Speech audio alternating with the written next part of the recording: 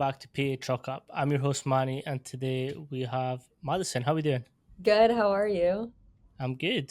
We've kind of been speaking in the lobby, so we've had the chance to catch up and figure out where you are with FSU and all the demands that you've had already. Um, but for those who don't know, if you give us a little background on who you are, what you do, and how you got to where you are. Have you ever wondered how I'm able to run my business, my podcast, and still be able to coach? Well, I use TeamBuildr. TeamBuildr is an all in one coaching software that reduces the amount of time that we spend on the back end of programming, on our Google Sheets, on our Excels, and allows me more freedom to do testing. With this podcast and episodes, I'm actually able to run some programs that I learned through different coaches coming on. To find out how you can use TeamBuildr and how it can apply to your own program, visit the link in the description and catch yourself a 30-day free trial. Just simply use code PACHOCUP, that's PACHALQUP, and start the next stage of your coaching career. Yeah, so my name's Madison Peele. I'm from North Carolina. I did my undergrad at East Carolina University. That's actually where I started interning. So around my sophomore year, I switched over to health fitness and kind of got into like the personal training side of things. And eventually down the road, I stumbled upon strength and conditioning and had a little taste of it and I loved it. So to graduate from my major, I had to do an internship and I'd already kind of been interning at East Carolina, so I wanted to go somewhere, meet new people. Ended up getting an opportunity to intern down in Tallahassee at Florida State.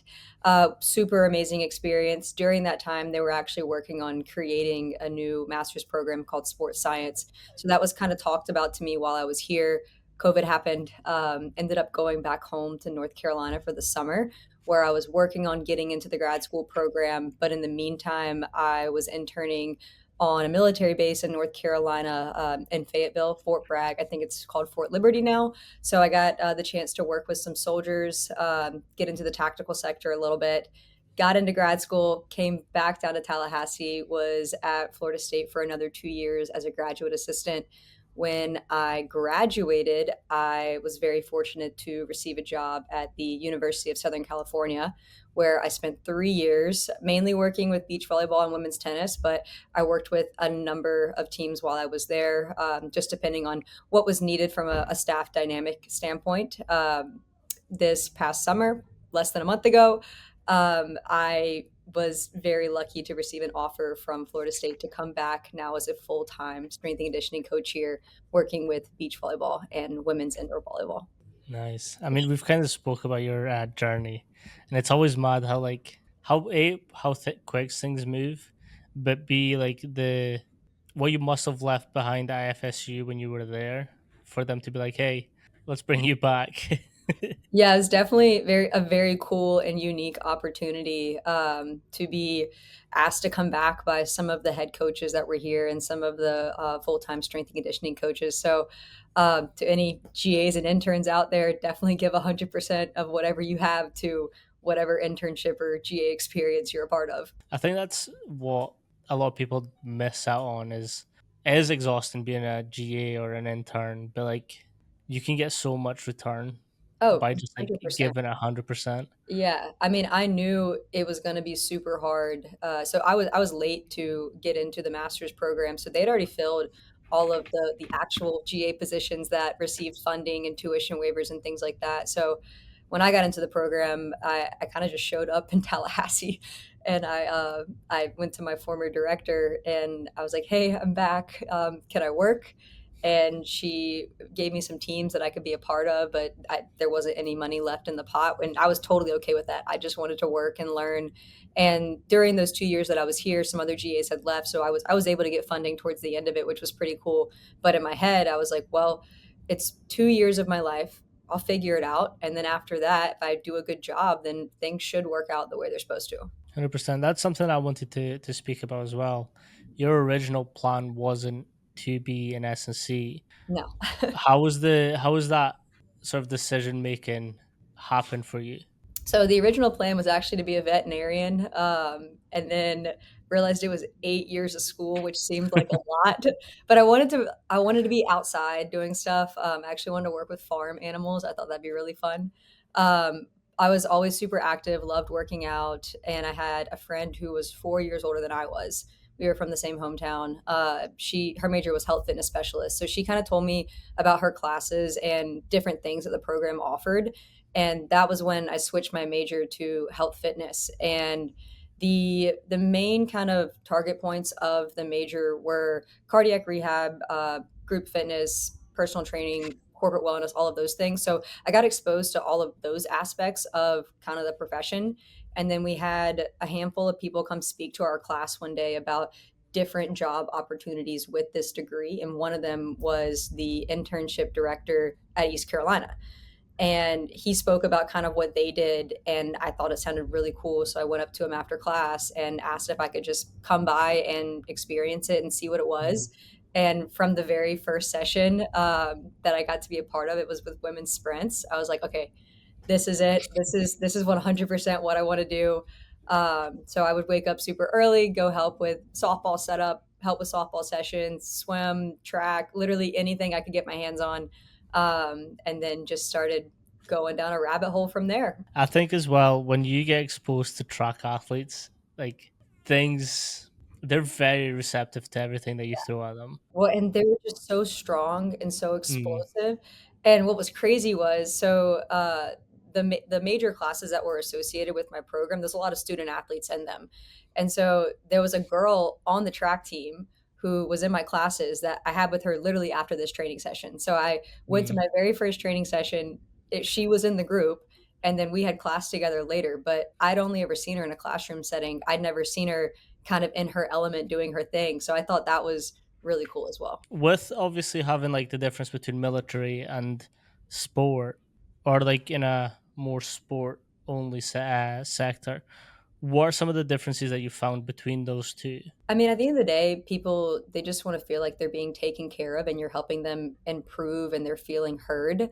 That's kind of my biggest goal, whether it's tactical or it's college or whatever it may be, is people they just want to be heard and they want to be helped and they want to reach whatever that next goal is.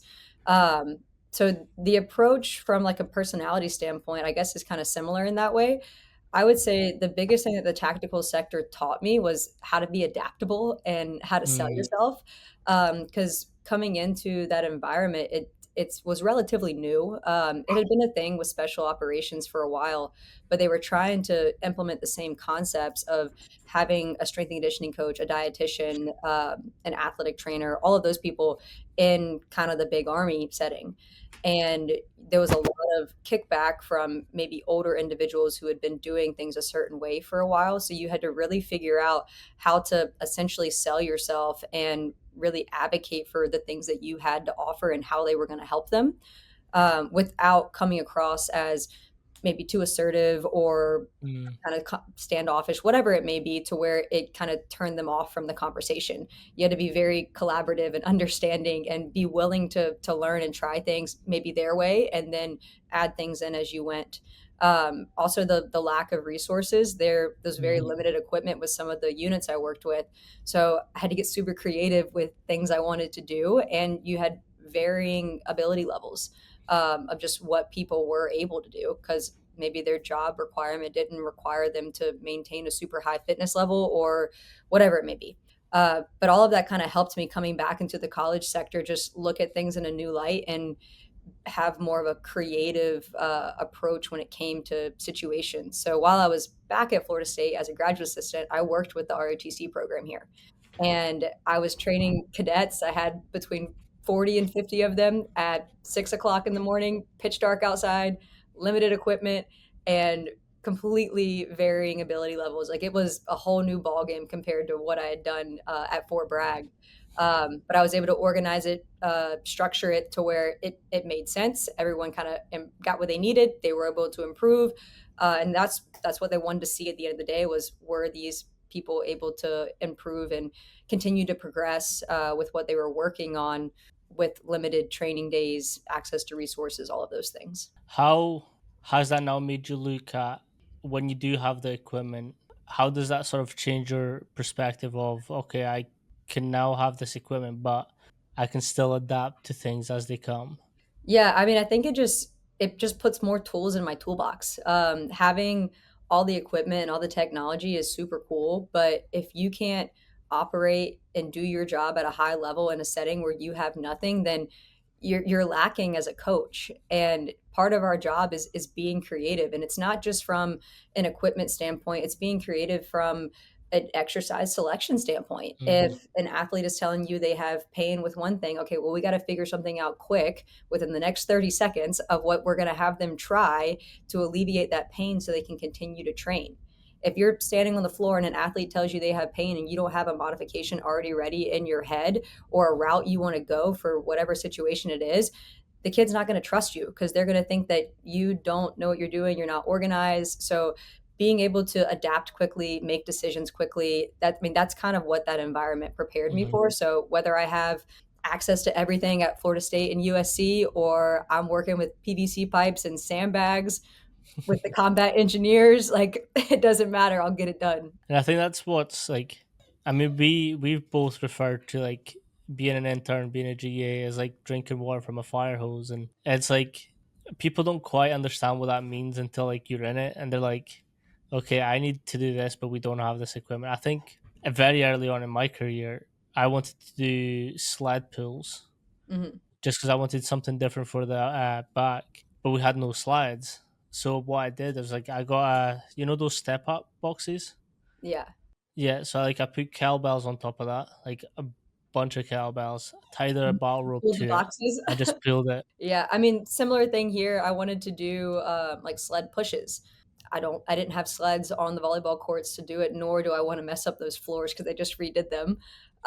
So we did them with a partner. I had people put bands on like they were a backpack. The other Mm, person stood inside them in the back, so you're getting a little bit of knee kind of rehab in the back, and the person in the front's getting the sled push slash pull that I wanted them to do. So there's different ways to do things. You just kind of got to get creative and figure it out, and then also leaning on people around you.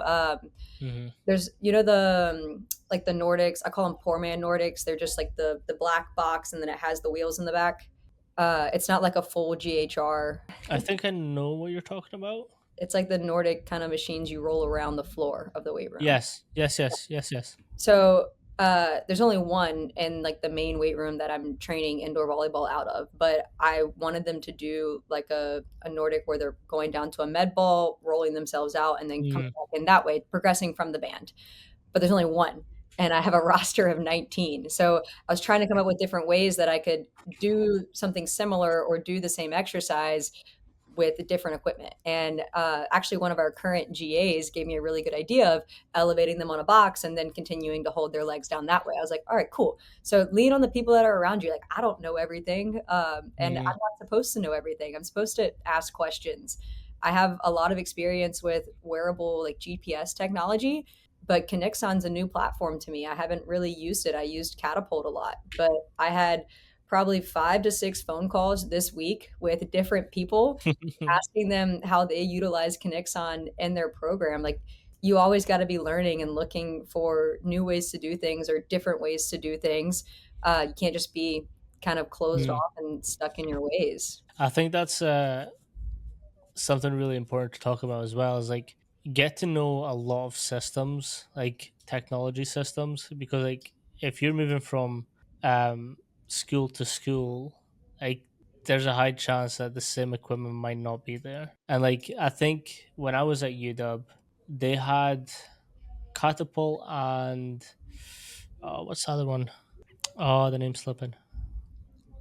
Vert, Kinexon. Var- no, I can't remember, but they were big competitors, and so we had some of each, and they were trying to figure out which one was best.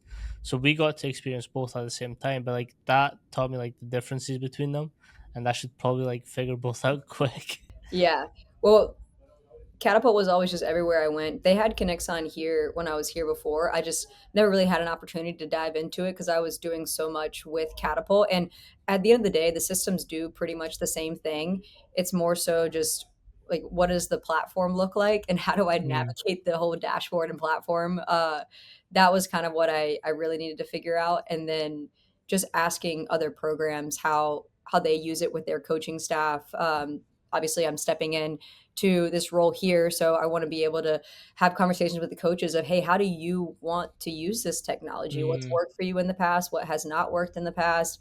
How can I help you? And how can we use this as a tool to make decisions?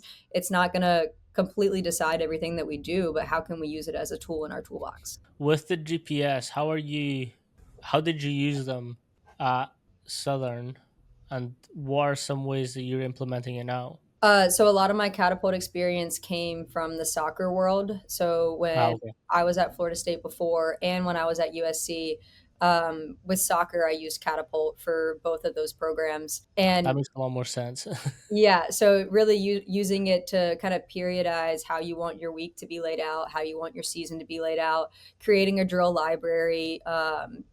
I think with soccer, there's kind of less metrics that I would look at, just because a lot of it came from what's our player load, and then what's our Mm, distance accumulated, maybe what's our max velocity for the day. There was a little bit less metrics, whereas with indoor, I feel like there's a little bit more I would want to look at, but I also don't want to look at too much. So, like communicating with my coaches, asking them like, "Hey, what are the top three things that you want to look at to help you make decisions?" But that's kind of why I had all those phone calls with different mm, coaches just to ask, "Hey, what are your three big things that you look at? What's important to you?" Beyond those three things, like what are the top five things that maybe you look at but you don't present to your coaches? That kind of stuff. so from your research, what are some things that you're looking at? I mean, player load's an easy one. Okay. And I forgot what Kinexon their like name is for player load, but everyone just kind of changes it because it's a little bit shorter to say. um, Looking at total distance, like even if they're walking around, it's still time on their feet. So I want to see what's the Mhm. total distance you're accumulating in a game or a session, and then jump count and kind of breaking everything up by position. So that's kind of what I want to look at with indoor. This is something that comes up a lot, and I've heard both sides, but I'm always very interested in figuring out everyone's thoughts on it. Obviously, volleyball is a jump dominant sport. Do you program jumps in, or do you let them jump on court? Like in my programming, Yeah. I program jumps in. So, like right now, we're not really jumping. A lot of it is landing mechanics. They have open gym right now, but I mean, they're kind of just doing whatever they want. Starting next week, I'll have targets that I need them to hit each day during open gym. So, right now, I'm kind of going through what last August looked like. Um, Mm, and I'll program out the rest of the summer, so mainly July, to essentially get them ready for what August is potentially going to look like. So it's not a big shock to the system. They already have some variety in maybe higher days, lower days, that kind of thing, and kind of their bodies are used to it essentially. mm, But regardless of what they're doing on court, I typically have them doing some sort of jumping with me. Again, right now it's a lot of landing mechanics, and then they're doing whatever they're doing at open gym. But a lot of it's kind of potentiated movements. So like if we're doing a clean or a squat, then jumping after that. mm, Just working on increasing their verticals. But I do like to have them do a lot of lower level plyos, like whether it's pogos, jump rope, whatever else, just to build up the endurance factor that I need them to have so they can continue to jump throughout a practice or whatever it may mm, be. But since they're not really having full on practices right now, I'm for sure jumping them to make sure that we're getting that volume accumulation that they need. Once they get in season, that will kind of taper off a bit. There'll still be some in there just to, again, potentiate, or if I'm trying to prime them and get them ready to go for practice or a game. I do think it's important to continue to do it. I've been curious recently about, like, again, load accumulation can mean so many things, and I think people only look at it one way. And it's also kind of like what happens after it.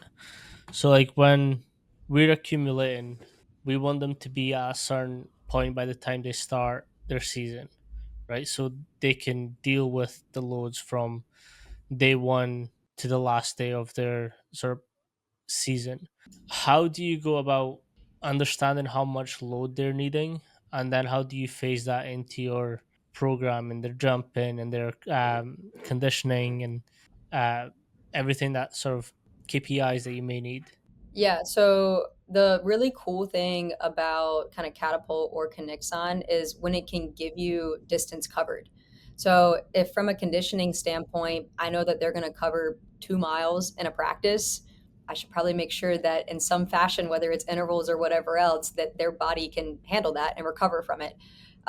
So usually that comes from like from a testing standpoint, I'll have them run a beep test at some point. So we'll do the yo-yo and things like that. And there'll be a standard associated with it to where, hey, if you can get this standard, then from the accumulated distance that you're getting in this test, like check, you're good for practice. Like your body can handle it, you're good to go. And that's just doing it at a quick like 10 to 12 minute time period, not the total duration of an hour and a half to 2 hours. So that's one way to kind of use the catapult stuff and Kinexon stuff, which I think is extremely helpful. If I know that your body needs to be able to take on that distance, and I can for sure get you ready to take on that Mm. distance. Same thing from a jump count. If I know in a total practice they're going to get 80 jumps leading up into that, whether it's in my conditioning or my lifts, I can make sure that our jump count is gradually increasing. Now that I am going to be up giving them numbers for their open gym stuff kind of helps me with that process because I'm able to see, okay, day one of August, you did 80 jumps. Okay, well, I don't want to do 80 jumps next week. Like, let's maybe start with Mm. 20 or 40 and then increase a little bit week to week. So when that day one comes around in August, they're ready to take on that 80 jumps. Are you programming so later towards the start of the season, but before it starts, are you wanting them to have more jumps than they might perhaps have in a game? Yeah. I think Yeah. practices should be harder than a game. Not only so your body becomes a little bit more resilient, stronger, can recover faster, all of those things. But if the hardest thing you experience is in your own house where it's just you and your team, not only does that increase the culture, but when you are placed in a final set in a high pressure situation, you're chilling. You already done the Mm. hardest thing. That should be the easiest thing, the fun thing. You've already done the hard part. So with phasing out the program and the metrics that you're needing to hit, what's some other considerations that you're needing your athletes to achieve and have in the bank before they start their games? I mean, I think the biggest thing is going to be the performance metrics associated with practice. So distance that they're accumulating, player load, and then the jumps. From like I don't really do traditional like weight room testing. I do a lot of stuff with bar speed, and then from there, I'm getting an Mm. estimated 1 RM based off of whatever your training was from that day. So I don't really need to check a box from okay, like did we hit a squat number? Did we hit a clean number? Because I'm not ever going to have them do that. Usually the bar speed cutoff is so high to where they're never going to the threshold of like a 1 RM. And that's done on purpose because I don't want them to be super tired, beat up, and in a hole, and maybe not be able to perform at practice. I can get everything I need from how quick did you move a certain load one or two times.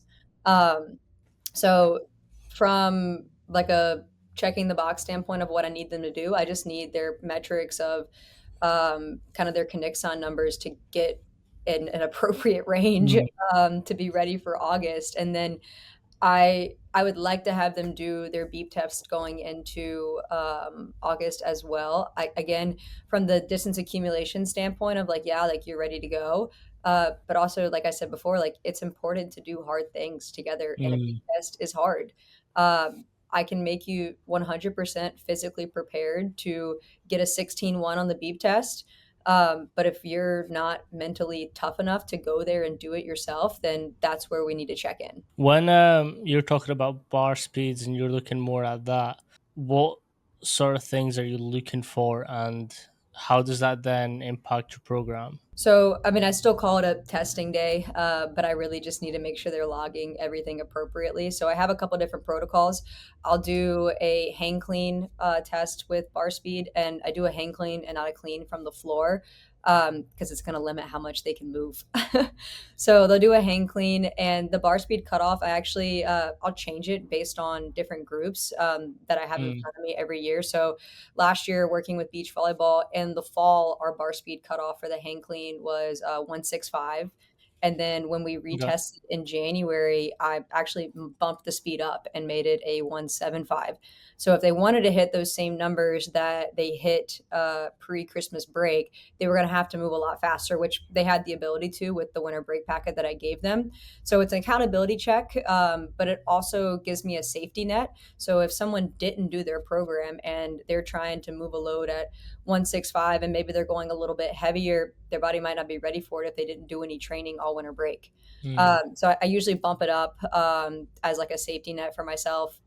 For the squat, I've done it a couple different ways. I've done it with back squat, front squat, split squat. But the protocol, it's two sets of three and then three sets of two. So within those prescribed sets and reps, they're trying to get really close to zero point 0.5, zero point 0.5 being the cutoff. So they don't want to go down for their average velocity. It needs to be at zero point 0.5.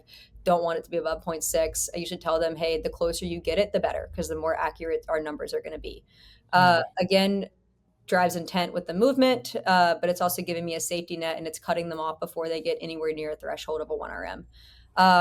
Same bar speed cutoff with trap bar deadlift, but I do kind of like a rep out. So they're working up to a heavy three while staying above zero point 0.5. And then after they do their heavy three, they usually put on another like 5 pounds, maybe 10 pounds, depending on how fast their last set of three was. And then they do a rep out. The rep out is not supposed to be more than 5 reps. It's supposed to be like between 2 and 5. Shouldn't be one. mm, um, Again, the speed should be above zero point 0.5. So if they go to complete the first 2 reps and they're above zero point 0.5 and they go to pull the third one and it drops to 4.8, they're done. They got 3 reps. They put in what the average was, and we move on. So kind of holds the athlete accountable to the loads that they maybe want to move because they have to move them at a certain speed, provides a safety net for me, and it doesn't put them in a hole the next day. If they're going to mm. a 1RM in testing, then they're probably going to have some muscle soreness the following couple of days after it because we never have them go to that threshold except for once every couple months or couple weeks. So kind of keeping them away from that threshold helps me and kind of keeps them ready and available for practice and feeling good and everything else. Um, Plus, in training, I never have them go below 165 on an Olympic movement, and I never have them go below zero point 0.5 on a strength movement. So why would I have them do it for a random Mm. No, that makes sense. You've also kind of alluded to the dark side a couple times in the dark training. side? Yeah, that's what I call it. That's what so AJ Middleton, who was like one of the supervisors for the interns, he used to play football. He did bodybuilding, he did powerlifting, I think. Like he did a bunch of hard sports, like that you kind of have to like have mentally tough. And his concept of like the dark side of training was kind of like you have to push yourself and your athletes to a point where they want to give up, but they also know that they have to keep going and they can't keep going. Yeah. So that when you get into sport or a competition or a game or a meet, you know that although this game is tough, but you can keep pushing. Yeah, 100%. I mean, the indoor girls here have had just a small taste of kind of like what that means to me. I mean, it's mainly seen on conditioning days. Mm, That's usually probably one of the hardest things I'll ever program, and it's not even from yeah. a physical standpoint; it's from a mental standpoint. Like I have so many rules when it comes into conditioning because I want you to think about stuff when you're tired. I want you to pay attention when you're tired, A and little bit cognitive. I want you to walk around like you just woke up from a nap before you go and you get a sip of water. Like you need to put on a front that you feel amazing after you just ran your conditioning set. I don't want you to go sit down. I don't want you to go get your water. I want you to pick up the cones. I want you to pick up your teammate and then you can go get water. So it's like a whole culture built around the suck. Yeah, I mean, culture is built by doing hard stuff together. Mm. So if it's just easy for everyone and everyone just looks out for themselves and not their teammates, then what kind of team is that? Do you think that the military stuff influences your conditioning? No, because I was like this before I worked with the Okay. military. Because So that sounds very like let's look after each other and let's pick each other up as well. yeah, No, no, I agree. Like we anytime an athlete was on the floor, we'd help like pick mhm. them up, and athletes help. each other up as well. So like Yeah. I understand that, but I was wondering with the No, a lot of it I kind of developed before I worked with the military, and then when I went to work with the military, just kind of my approach to things and my attitude like meshed really well. So when I worked with ROTC here at Florida State as a graduate assistant, small little blonde girl walking in to whoever's in charge office, and they're just kind of like, this girl, she's gonna lead our sessions. Day one, I walked out there, and his name was Sergeant Belasco. He started calling me Mighty Mouse because he thought that I was just gonna like be some pushover that came in and couldn't command a group of like 50 people in the dark, and I was able to do it. And so he was really impressed and respected me for it. And I was able to have all the freedom in the world to do whatever I wanted with the cadets because he mm, trusted I was going to get them where they needed to go.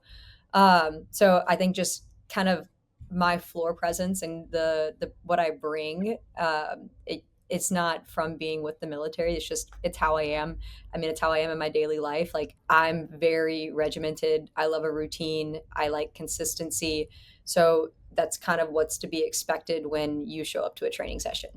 I mean, it's only going to help mm, you out if you find mm. consistency in your daily routine. It might be the most chaotic internship schedule in the world.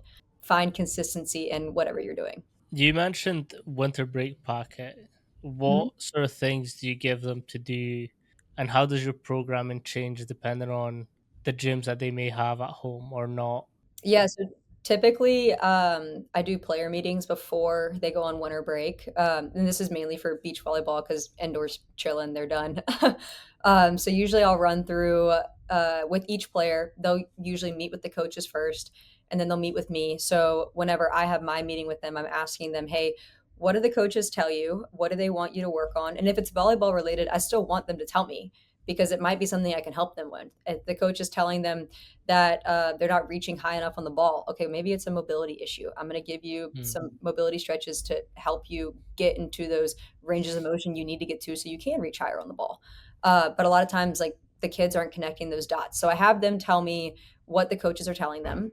So I have the packet that everyone gets, and then everyone will also get from their meeting with me kind of individualized things of whatever it is they want to work on. So if they've had some knee issues kind of bugging them throughout the fall, well, the expectation is you have it together and it's not a thing come January. So maybe they're asking me like, "Hey, what are some extra things I can do to help with this knee stuff over winter break?" And this is also a conversation with the athletic trainer as well. Like it's not just me giving them mm, rehab stuff. Like we're a unit, we work together. Um, so every single person gets their packet. They all get their individual stuff. Some people want to do change direction things. It all kind of depends. I make the winter break packet really freaking hard. It's harder than anything that they do while they're on campus with me.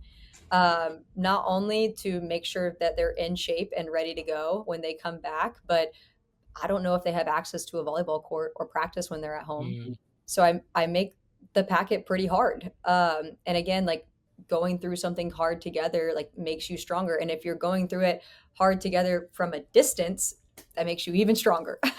mhm, So the girls will text me on like a daily basis. They usually have a group chat where like they're sending photos to each other, things like that.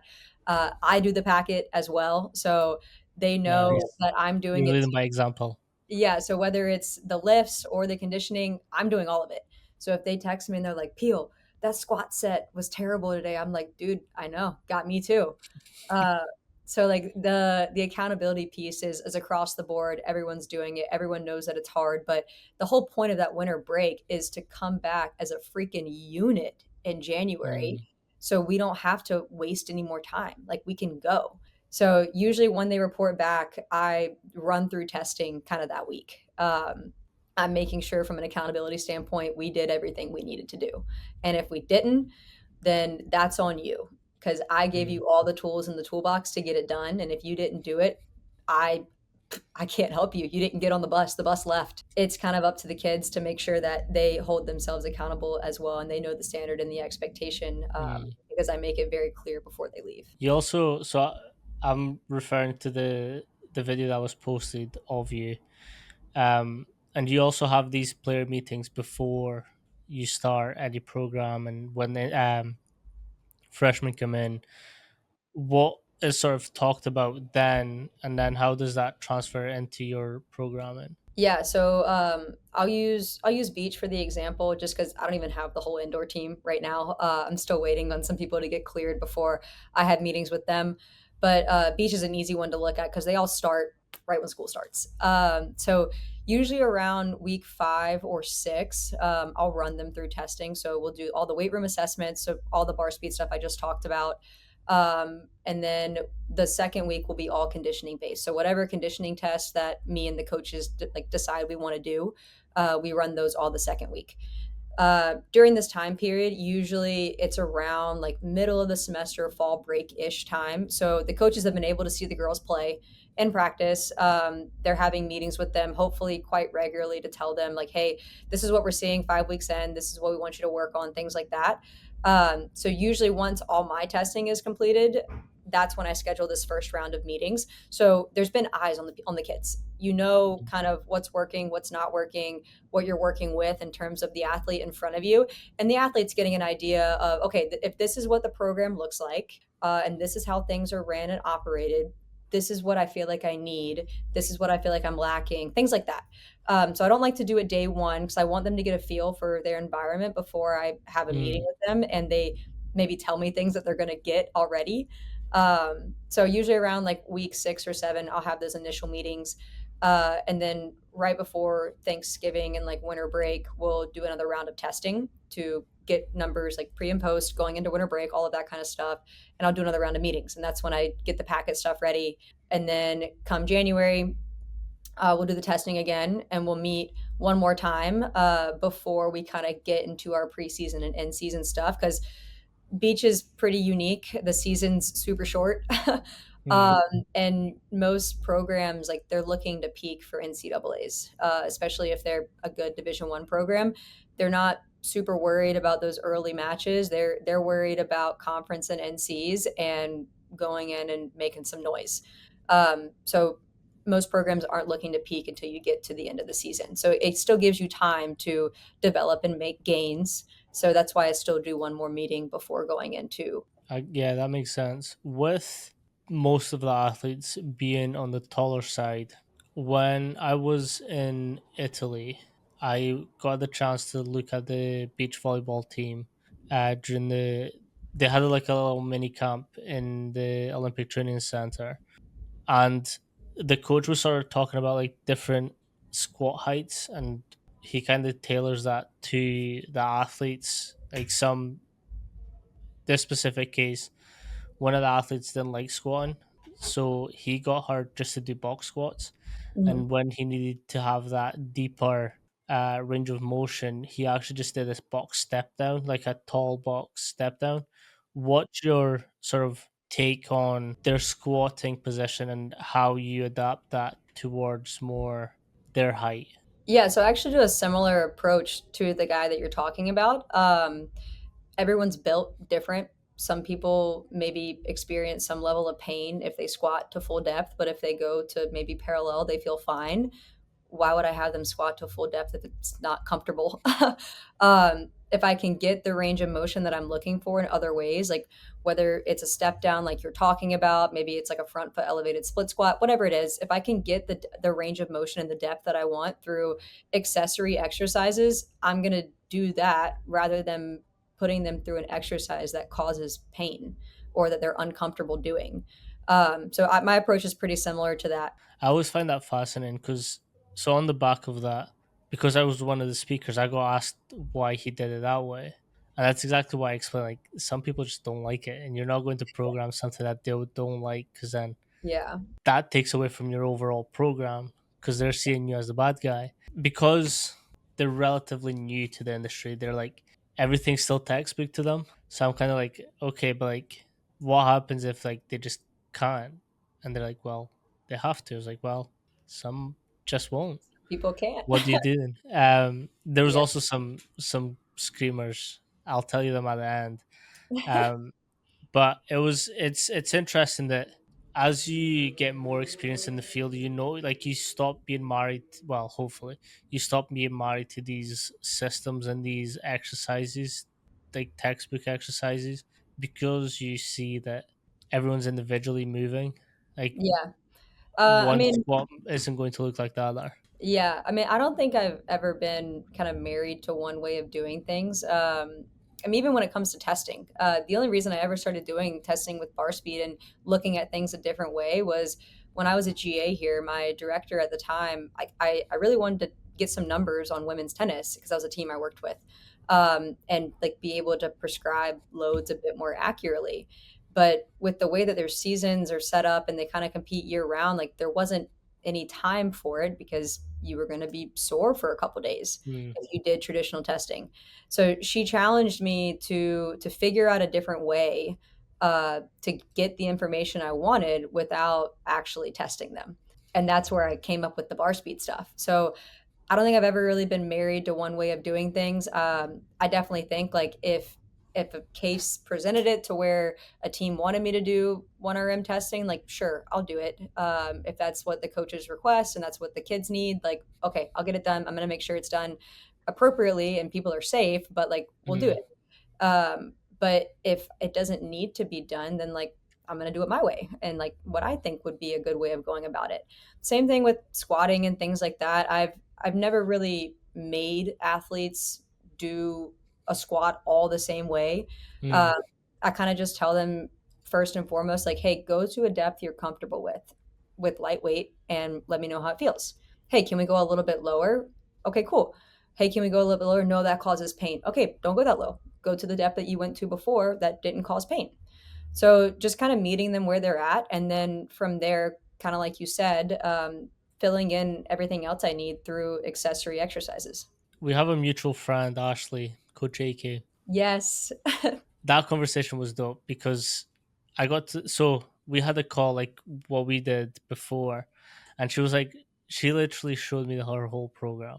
Like she pulled up an Excel and was just walking me through. I was like, that's sick. Something I got from her was like different depth plyos and how they can influence the ability for your tendons to react to different stimulus that you may get during volleyball. Mhm. Is that something that you also include, and how are you sort of doing that with your specific groups? What do you mean by different depths? Like depth drops or different jump So heights? literally different depth plyo. So like you could go full like your normal depth, and then you could have like shorter ones, like as in like ROM as well. Okay, okay. I mean, I guess that kind of follows my plyo progression because, like, right now we're doing a lot of pogos, so the range of motion's a lot smaller. All of our drops are from a very low height, but like we'll gradually increase. We'll add weight to them eventually. Things like that. Just working on developing the rate of force development from different heights, different impact loads, things like that. So I think it's a similar Mhm. concept if I'm understanding Yeah, what. something that we were sort of talking about as well, and I like to get coaches' intake on this. With athletes obviously being exposed to different ranges of motion during their performance, like it's not just like contractile work that we do. How important is it for you in your program to have them push force through the whole range of motion? So like going from like their full extension, still experiencing load at that end, and then at the shorter end. I mean, I would say it's pretty important. That's kind of why I put a bar speed on everything. Even outside of testing, the girls are using a Tendo, an Elite Form, whatever I have. They're using it with any of their strength or Olympic movements. I think if you have 3 reps in there, I don't want them to take a rep off. I want every rep done with intent. It's there for a reason. I don't have a ton of volume programmed in there, but the work that is in there, it should be done well. Mm. So I mean, I put a lot on intent behind movements, and luckily, I have technology kind of behind me to help me out with that. With having VBTs and tendos and stuff like that, how are you measuring more of the Olympic lifts? Because like when I know you said that you're doing like hang cleans, are you just focusing on that upward phase? Are they going to like a full front squat depth, or just catching it in a power position? It depends on the bar speed. So if the bar speed's a little bit slower, like they'll have to drop to parallel to catch it. Very rarely will I have them drop into a full squat because they're not going to move a load heavy enough that's going to require them to do that. Um, right now they're not even catching cleans right now. We're just pulling. So Okay. uh, we're doing clean pulls and high pulls, but they're from boxes. A lot of my girls are very high or very Hmm. tall. So they're going from kind of right below the knee. And then from there, we will do power cleans from below the knee as well from the boxes. And then we'll do hang cleans. The hang clean bar speed will be pretty fast. So they'll probably catch it in a power. The block clean is a little bit lower, so they'll be able to move a little bit more that day, but they're not going to drop below parallel. That makes sense because I can't remember. I think it was Jack Woolhouse. He did UW the year after I did, and I think we were at an event, and he had mentioned that like not all VBT devices will account for the whole movement, so they'll stop at a certain distance from where you start to then start a new lift, or they'll count it as a new rep. And Yeah, I've too many started. people do that. Like if you catch a clean and then you stand up, it'll count like the standing up. But the girls are used to it, so like they'll click back through, or they'll like their partner will yell out to them like, "Hey, you got 185," and then like they'll stand up and it says like Mm, 2.4 or something like that. So yeah. like they're pretty used to it and they understand it.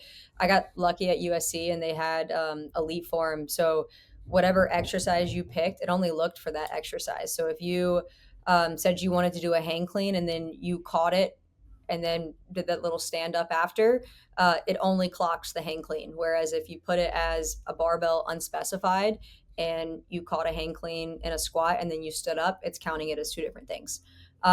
So I was pretty lucky there to have access to that. I had never used it before and I thought it was super cool. But I mean, I can still get the same information I need from a Mm, Tendo. And I think we're getting perch here as well. I know they have it on some of the racks in the main weight room. nice. Perch is nice. We use that at UW and it's clean. Yeah, It's really I clean. haven't played around with it yet to look at it. It's only on like a couple racks right now for I think football's trying it out, Mm, but I'm hoping they leave it whenever they move. nice. Um, no, I they also we partnered up in my first webinar, and I mean I've always loved Perch, but like that was getting to experience it and messing around with the different ways that you can use it. Hmm. And I think that's something that Coach Mark made sure that we did is like we have to do the whole program as well, kind of like what you were saying. Yeah. And it's when you get to like use it on yourself, you get to like see the ins and outs of it a little bit better. Um, yeah, Perch is nice. Perch is Yeah, I nice. love doing the athletes programs, especially if I want to figure out how to set the room up. Like if I'm in a new environment or I just want to see how things flow from like a setup standpoint.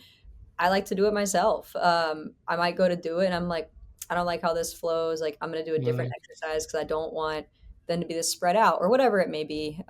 Or the same thing with the Nordic in the weight room that I'm using. Like, doing it myself, I get an idea of like, hey, this is going to work or this not's going to work. And then what can I do differently to make it work? I mean, I yeah, that's something that we're drilled to do is like do your own shit, and it helps you with the coaching as well. Like, and I've said this multiple times on this podcast. It's like you know when it starts sucking, and you're able to come in a little bit more and be like, "Hey, you've got this." Well, I usually will post like videos of my lifts on Instagram, and a lot of my athletes follow me, so they usually know that I'm doing their program, but I'll be like a week ahead of them. So Mm. when I would do Beach's program at SC, I'd always be a week ahead of them. So if they were on week 4, I was starting week 1. So they would all go look at my story to see like, oh, what's coming in the next phase, and then they'd come in the weight room. They're like, wait, I'm really excited to do that. So I mean, it helps with the buy-in factor too. Nice. That's quite funny. Giving them a sneak peek. I like that. Yeah. You were also on Summer Strong, and I've just recently released an episode with Bart. Yeah, I saw that. How was that? I mean, that was my second time ever going, and it's such a unique and amazing and special event. I didn't really know what to expect my first year last year when I went, because anybody you ask, they're like, you just have to experience it. Mm, And They were 100% right because there's no really good way to explain it. Everyone's just there, like super humble, super nice. They want to meet new people, they want to learn some new things. And the culture that he has been able to build there with his family is just, it's unreal. Like it's such a cool event and environment to be a part of. So something that I've been asking a lot recently, and I'm always very curious on the different approaches of it.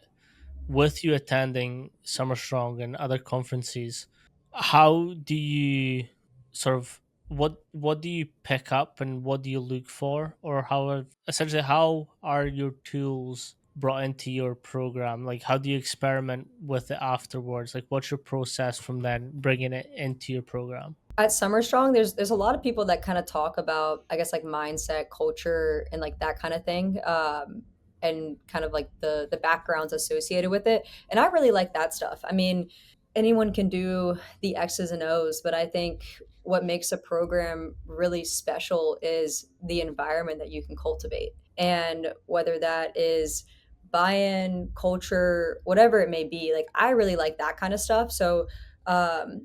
I think Bernardi is their last name. It's a husband and wife. They were Yep. coaches together, and they spoke at the conference this year, and they talked a lot about Yeah. kind of how they run their program there and the culture associated with it and things like that. So I really like that kind of stuff. And last year, my first year, Coach Storms, who's actually the football strength and conditioning coach here at Florida State, yeah, them, they talked a lot about their culture and how they run their program, which I thought was really cool, and I definitely took down some notes from that. But Coach Storms, who is the strength and conditioning coach here for football, he spoke last year, and I I see. I was an intern when he got brought in, so I kind of got to watch him develop his team and his culture and everything associated with that. So listening to him talk about it, and I was only watching it kind of from behind the glass and observing things from the Olympic side. But I was always fascinated with it, and I thought he just ran such a amazing program with their approach to accountability and structure and everything else. Mm, So being able to hear him speak more in depth about it at the conference was super cool, because a lot of the things that he did from like a culture standpoint aligned with things that I do. And I had learned a lot of things from him just literally from watching behind the glass, and then getting to hear him talk about it at the conference was a cool experience. And then um, same thing this year, like there was a lot of unique presenters. There was some that did do some of the X's and O's stuff, which there's always cool things to get from that, whether it's maybe new exercise variations or different approaches. But I think the culture piece is a mm. huge takeaway from me when I go to places like that. How do you then implement what you're learning into your program? Like, what do So you like? How do you pick what goes in and what stays out? I mean, it kind of just depends on who's in front of me. If I've got Mm, a super young group of kids, then we're probably keeping things really simple, and we're going to get really good at basic stuff. And then we're going to go from there. And the progression is just going to depend on how they develop.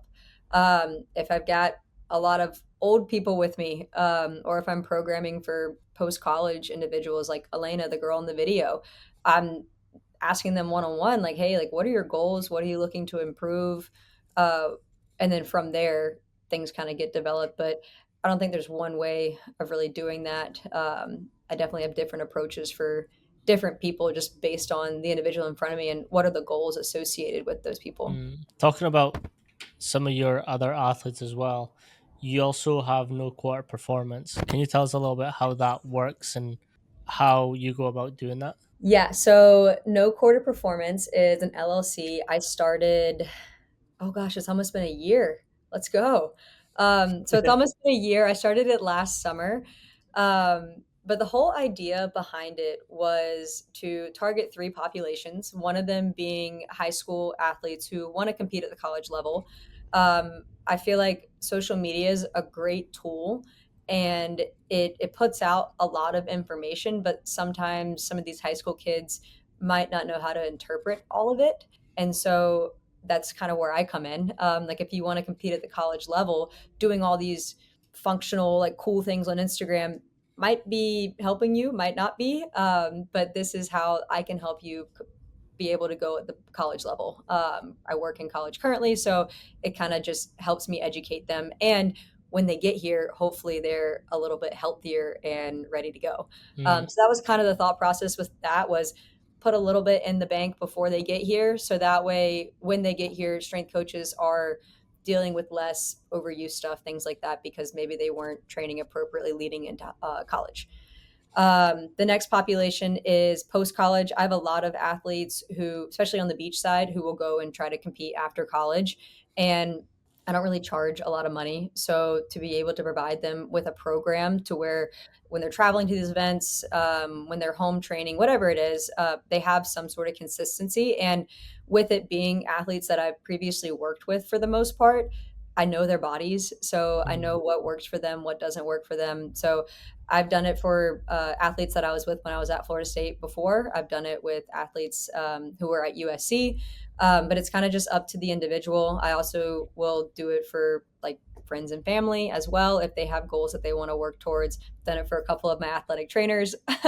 And then the last population is tactical individuals. So whether you're police, fire, you're looking to go into the military, I did a girl who was prepping for her firefighter test. So I helped her get ready for that. She pretty much told me everything she needed to do, what her current test scores were, and then I helped develop a program for her. And then our student manager for beach volleyball, his name was Jake.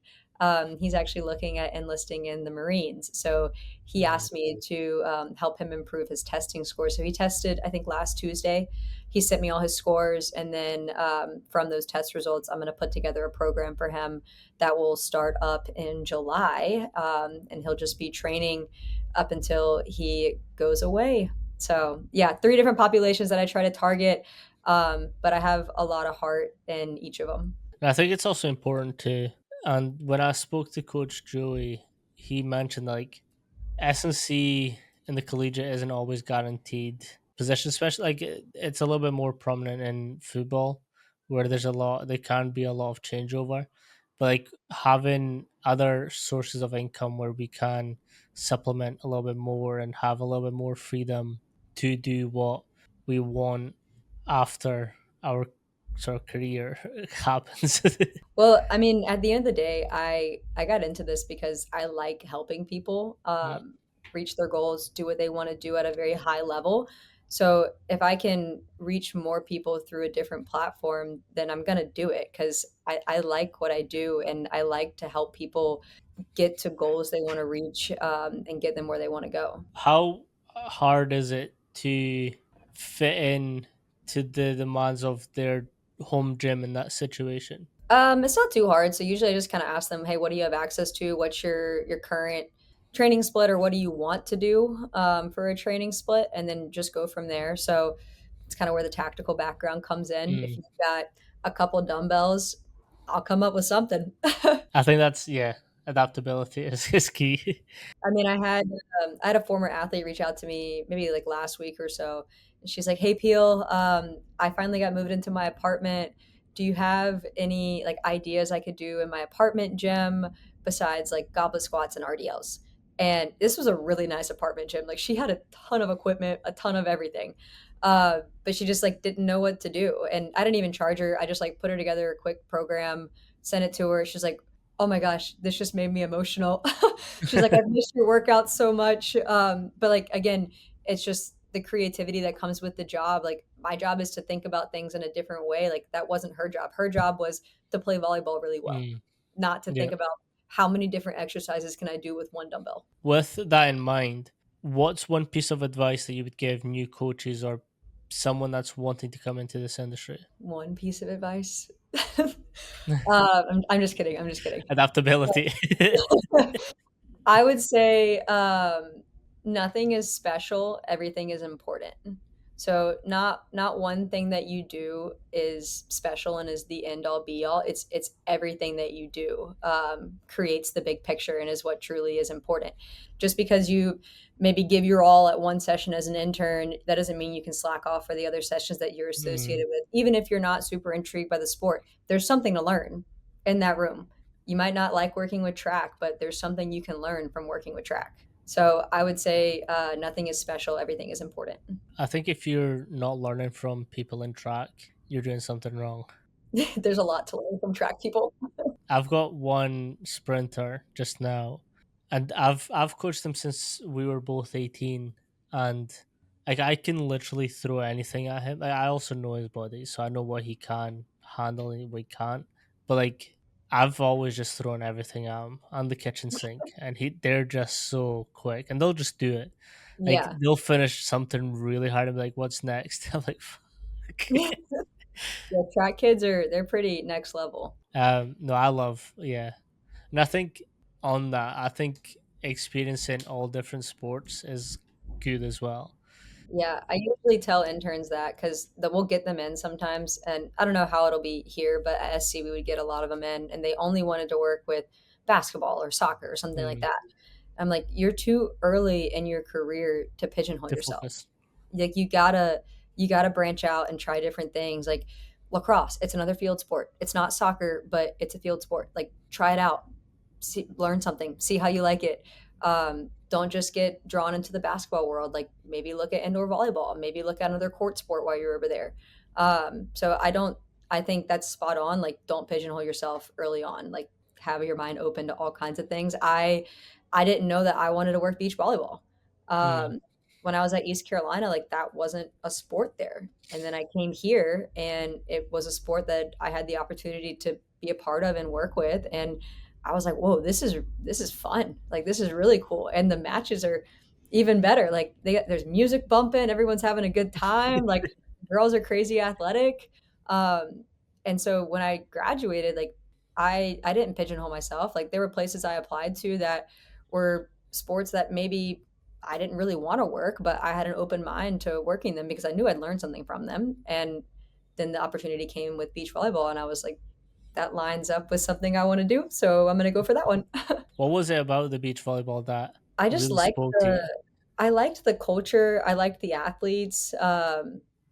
I loved that it was a spring sport and you had all the time in the world to prepare them and get them ready. Mm, I'm sure anybody who works soccer or volleyball will tell you like it's hard to make sure that they're ready because everything we do right now is optional. So that's where you really have to work on instilling the culture and the accountability while you have them here. So they want to be around for the summer and they want to train and they want to be ready come August. So that's something that is it's probably everywhere.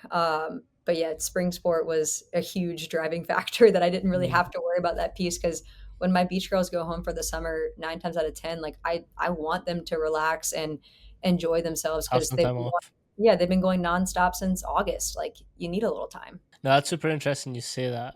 I had Val Smith Hale on, who's at Notre Dame, and she does the soccer, female soccer, and she's like, I have maybe 16 days to do their preseason. I'm like, wow. Yeah, it's tough. I mean, Especially with the rules of the NSCA and all that. well, I mean, hopefully things would progress one day to being where we can make at least some things mandatory in the summertime. That'd be amazing. So at Mm, least like it gives you more touch points with your athletes if they're not here. But I think if you can create a good enough culture, then you don't need to make it mandatory. They it like they just should happens. yeah, Yeah. like they should want to perform at a high level and continue to grow and develop. But that's developed in the culture and how they view training and everything associated with it. Thank you so much for coming on today and spending some time with us. Is there anything that you want to link people to in case they have any questions or any follow ups? I mean, my social medias is pretty much all I have. So my main account and then the no quarter one. That's pretty much all I got. And that's the no quarter one. Yes. Perfect. Thank you so much again, and hopefully talk soon. Yes. Peace. Talk soon.